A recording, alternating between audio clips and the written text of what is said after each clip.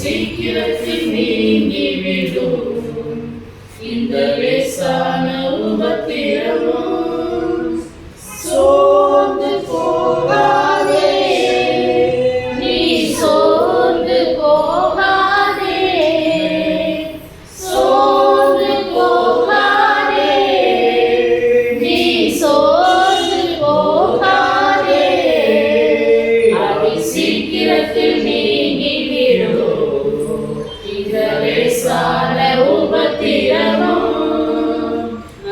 சீக்கிரத்தில் நீங்கிவிடும் இந்த லேசான உபத்திரவம். உள்ளான மனிதன் நாளுக்கு நாள் புதிதாக்கப்படுகின்ற நேரம் இது. உள்ளான மனிதன் நாளுக்கு நாள் புதிதாக்கப்படுகின்ற நேரம் இது. சோர்ந்து போகாதே, நீ சோர்ந்து போகாதே, சோர்ந்து போகாதே, நீ சோர்ந்து போகாதே. அது சீக்கிரத்தில் நீங்கிவிடும் இந்த லேசான உபத்திரவம். அது சீக்கிரத்தில் நீங்கிவிடும் இந்த லேசான உபத்திரவம். மகிமை இதனால் நமக்கு வந்திடுமே. ஈடு இணையில்லா மகிமை இதனால் நமக்கு வந்திடுமே. சோர்ந்து போகாதே, நீ சோர்ந்து போகாதே, சோர்ந்து போகாதே, நீ சோர்ந்து போகாதே.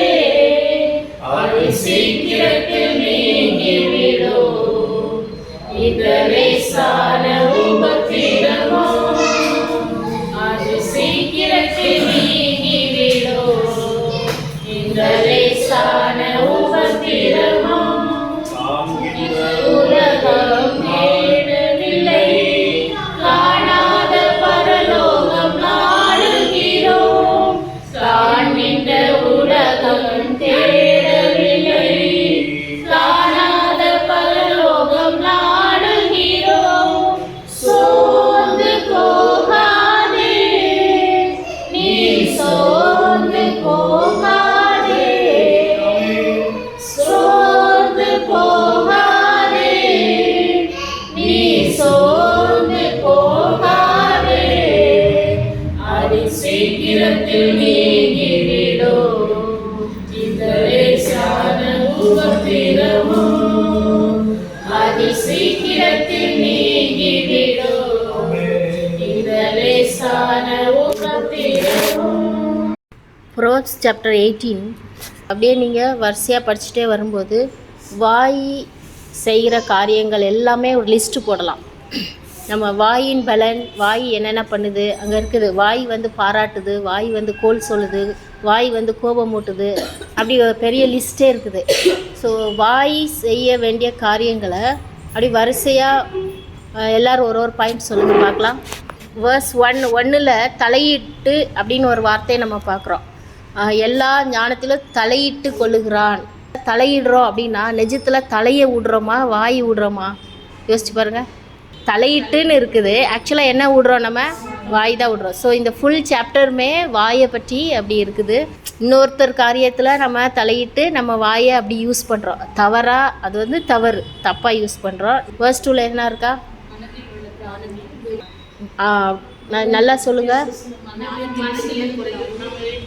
அதில் இருக்க மாதிரியே சொல்லுங்கள். அது என்ன வார்த்தை? இங்கே ஒரு வாய் ஒரு காரியத்தை செய்யுது. என்னது? மனதில் இருக்கிறதெல்லாம் என்ன செய்யுது? அவங்களுக்கு பேரே பைபிள் என்ன கொடுத்துட்டாங்க? மூடன்.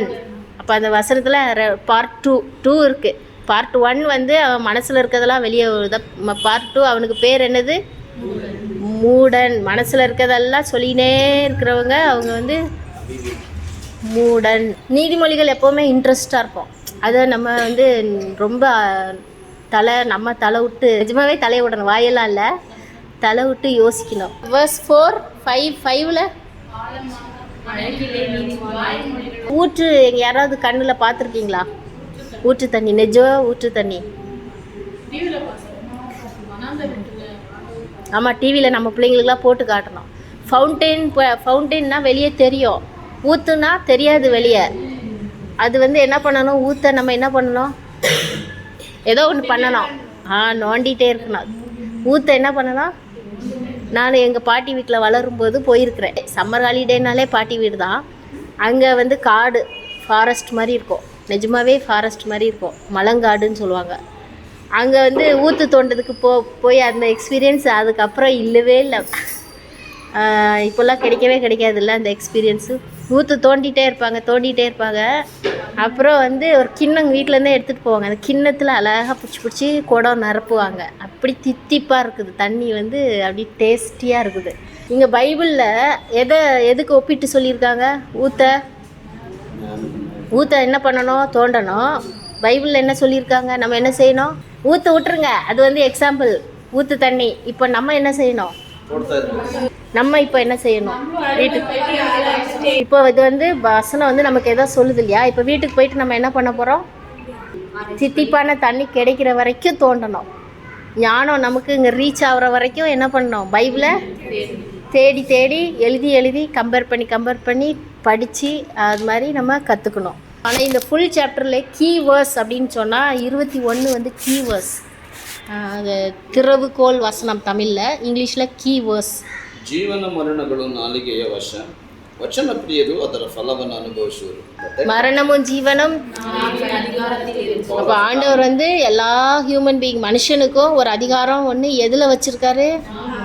அந்த நாவை நம்ம எப்படி பயன்படுத்துகிறோம் அப்படின்னு சொல்லிட்டு இங்கே வந்து ப்ளஸ் நீங்கள் நிஜமாகவே காலம் போட்டு வீட்டில் எழுதி, நோட்டு காலியானாலும் பரவாயில்ல,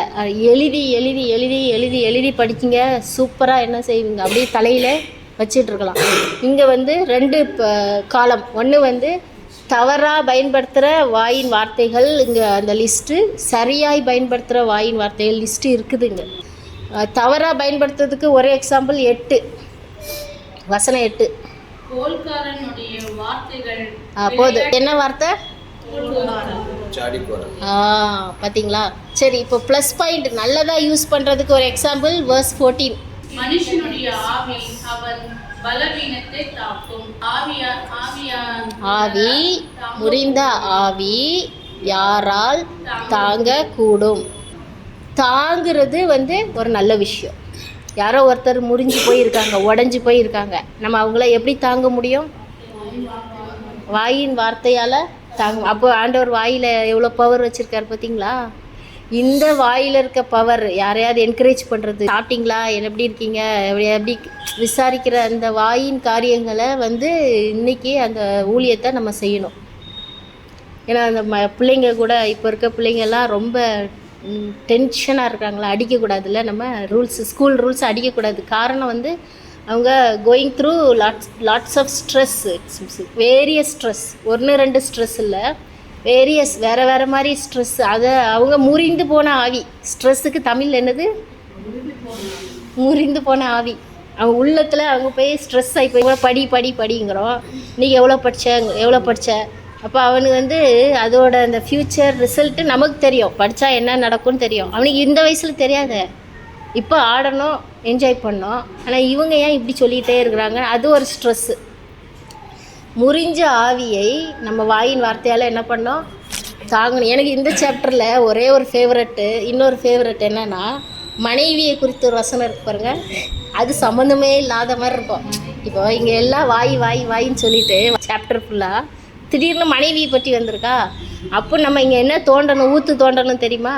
இந்த சாப்டரு வாயை பற்றி, அதில் மனைவி வருது அப்படின்னா சம் கனெக்ஷன் இஸ் தேர். இப்படி தான் நீங்கள் ஆராய்ச்சி பண்ணணும். இந்த சாப்டர் ஃபுல்லாக என்னது? வாய். அப்போ மனைவிக்கும் ஏதோ சம்மந்தம் இருக்குது. அப்படி புதுசாக ஏதோ ஒன்று இப்படி உள்ள அப்படியே வராது, ஏதோ சம்மந்தம் இருக்குது. என்ன சம்மந்தம்? ஆனால் வசனம் என்ன சொல்லுது? மனைவியை கண்டறிகிறவர் நன்மையை கண்டறிகிறார்.